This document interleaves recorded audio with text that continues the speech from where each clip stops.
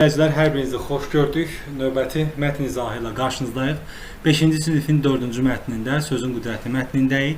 Bu mətndə olan çalışmaları yerinə yetirəcəyik. Hər birimizə uğurlar, vaxt itirmədən davam edirik. Mətni oxumuruq, mətni artıq siz yəqin ki oxumusunuz. Çalışmaları birlikdə sizə kömək edəcəyik. Belə deyək, biz bütün burada çalışmaların həllinin daha asan yollarını və verməyə çalışırıq və çalışmaları başa düşməsinə yardım edirik. Bu günləri məktəbdə müəllimimiz gəlib buradan köçürdüm. Xahiş edirəm ki, etməyin. Bu sizə heç bir yaxşı nəticə göstərməz. Amma öyrənmisiniz, həm də bizimlə möhkəmləndirmək istəyirsinizsə, bu sizə böyük bir kömək olacaq. Deməli, söz ehtiyatı, burada söz boğçası var. Gördüyünüz kimi yekdil, yəni hamı bir qərar verir. Ofsunlamaq, yoldan çıxarmaqda deyə bilərik və yaxud bir yola gətirməkdə. Mən bir sözümdən hamını ofsunlaya bilərəm. Xiyaban, hər iki tərəflərdə ağaclarla örtülü düz yol. Dedektiv xüsusi ədəbiyyatda bir janrdır. Gördüyünüz kimi yuxarıda burada dedektiv haqqında məlumat var idi, vermişdi. Baxın, cinayətin açılmasından bəhs edən macəra əsəri dedektiv əsər adlanır və ya dedektiv adlanır. Qəpik quruş az puldur, endirim də burada bizə onun mənasını verəcək. Baxın, qiymətdə güzəşt, endirim. Az məbləğdə pul, qəpik quruş. Qəpik quruş. Fikri, qərarı bir olan həmrə yekdil. Yekdil.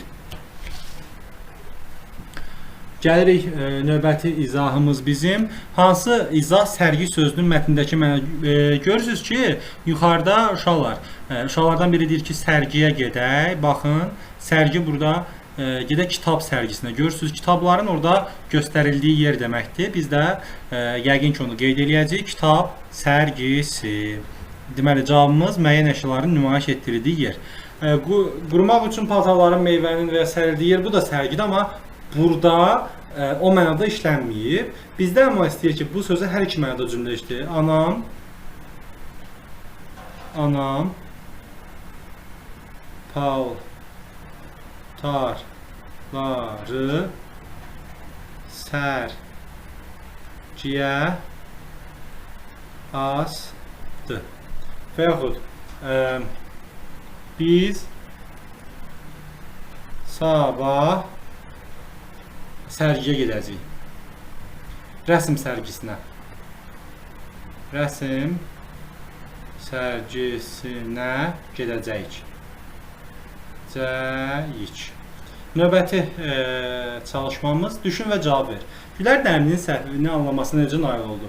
Necə nail oldu? Ona sözlərlə təsir etdi və bizim fikrimizi düzgün çatdırmağın yollarını öyrətdi. Bunu iki yerdə elədi. Bir, həm şagirdlərin yanında, bir musiqiçinin yanında elədi və Nərmin də bundan dərs götürdü və Nərminə bildirdi ki, necə danışmaq lazımdır. Öz fikrində bildirdi, çox rahatlı mətndə bunu göstərir.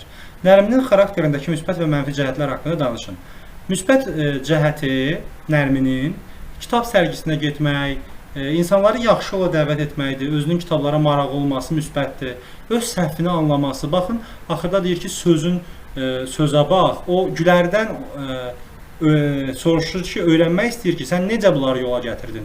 Öyrənmək istəməsi bunun müsbətdir. Amma mənfi cəhəti o idi ki, insanlara sərt cavab verirdi, birbaşa cavab verirdi və insanlar, dostları onu qəbul etmək istəmirdilər. Xoş danışaraq Gülər onu qəbul etdirməyə çalışdı. Mətnin ideyasına uyğun aforizm. Məharətli natiqin çox danışması hiss olunmur. Belə deyək, burada çox danışmaqdan söhbət getmirdi və yaxud az danışmaqdan. Amma ən gözəl fikir də pis ifadə edildikdə qiymətini itirir. Bəli, əslində Nərmin də kitab sərgisinə getməyi müsbət fikir idi. Amma pis səsləndirdi, o qiymətini itirmişdi. Ondan sonraki nüanslarda da biz düzgün cümlələrdən, düzgün sözlərdən istifadə etməyi göstərəcəyik. Yəni, göstərmişdi. Növbəti bizim çalışmamız dinləmədir, dinləmə mətnidir. Mən bura siz üçün dinləmə mətnidir, padşahın yuxusu mətnini qoyacağım. Onunla bərabər çalışma işləyəcəyik.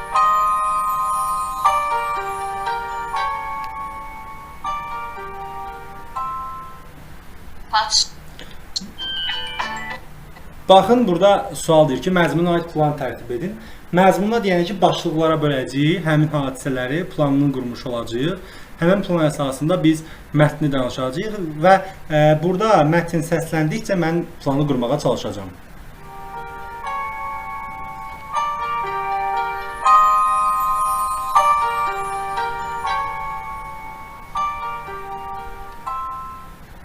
Padşahın yuxusu. Qədim zamanlarda uzaq bir məmləkətin padşahı yuxuda görür ki, dişləri tökülür. Bu yuxu padşahı çox qorxudur. Səhər açılan kimi münəccim başını yanına çağırtdırır və tələb edir ki, yuxunu yozsun. Münəccim başı biraz düşünüb deyir: Padşah sağ olsun. Deməyə də qorxuram.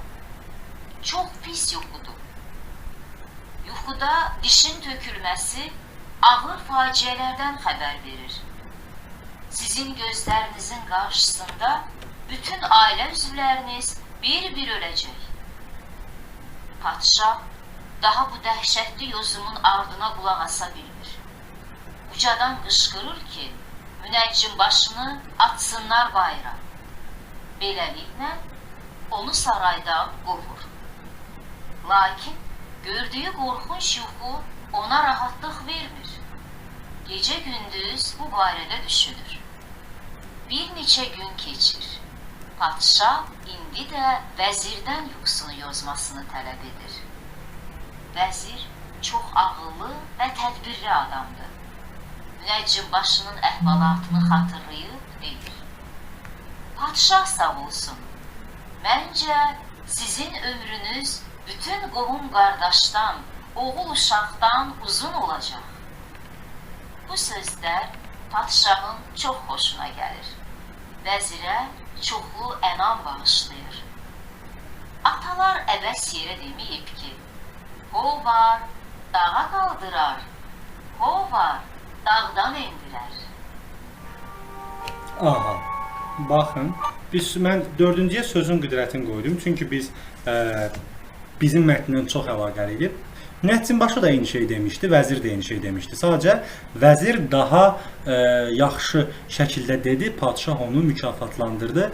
Hovar dağa qaldırar, hovar dağdan eldirər haqqında gördüyünüz kimi ikinci sualımızda var. Yəni elə söz var ki, insanı dağ başına qaldırar, elə söz var ki, onu dağdan aşağı indirər. Necə də ki, münəccim başının sözü onu dağdan aşağı indirdi, vəzirin sözü isə onu daha yüksəyə qaldırdı. Janr və hekayə baxımından, ideya baxımından ikisində də sözün qüdrətindən danışır. Biz danışarkən sözlərdə diqqət yetirməliyik. Janr cəhətdən ikisi də bir hekayə ola bilər. Çünki bir insanın başına gələnlərdən danışır.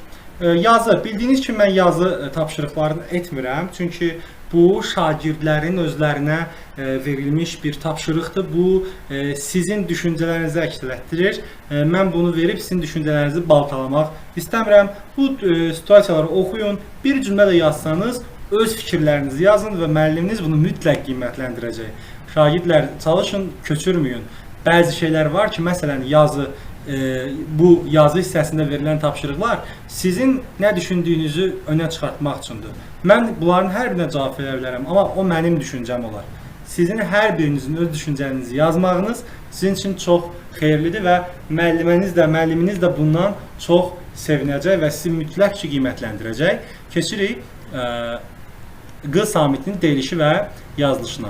Gördüyünüz kimi Q samitinin tələffüzünə. Burada dodaq sözün sonunda gələn Q, X kimi tələffüz olunur. Qələm, Q kimi, qullaq, asmaq. Özündən sonra sait gəlirsə bu Q kimi tələffüz olunur. Rəqs, K kimi. Kar samitdən əvvəl gəlirsə K kimi tələffüz olunur.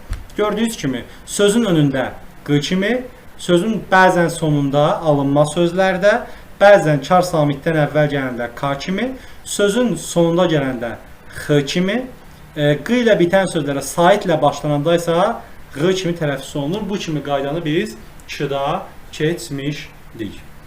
Sözləri tərkibindəki Q hərfinin səslənməsini nəzərə alaraq cədvəl üzrə doldurun. Baxın, mən bir-bir yazıram. Bu qala, üfüq alınma sözdür. Moruq sözün sonunda gələndə X kimi olur. Saçaq, nitq K kimi olur. Daraq, boya qotu özündən sonra saat gəldiyinə görə Q olacaq. Yataq, Vərəq olduğu kimi qalır, q olduğu kimi qalır. Ayaq üstü sait gəlir. Nöqtə samitdən əvvəl gəlirsə k kimi. Qələbə özündən sonra sait gələndə q kimi. Qalstuk q kimi, qurd q kimi. Nöqsan kar samitdən əvvəl gəlir. Parlaq, bayraq, qanun və qürur bu sözləri özünüz cədvəldə yerləşdirə bilərsiniz. Q ilə bitən sözlərə saitlə başlanan şəkilçi artırdıqda da o q kimi tələffüz olunacaq. Amma belə deyək, bu söz vərəqdir deyə sözü k ilə bitirsə o q-ya çevrilməyəcək, q kimi olacaq. İndi baxırıq, özündən sonra samit gəlirsə otaqdan uşaqların səsi, qonağı gülər üzlə qarşılayarlar, ayaq izləri görünürdü, vərəqdə qeydlər etdim, üfüqdən boylanırdı, yataq otağı q olacaq, çox işıqlı idi, amma tələffüz zamanı işıqlı deyə tələffüz olunur. Bununla da 4-cü fəslimizə aid mətn bitdi. Biz indi ümumiləşdirici tapşırıqlara keçəcəyik. Onu da növbəti videoda izah edəcəm. Hələlik!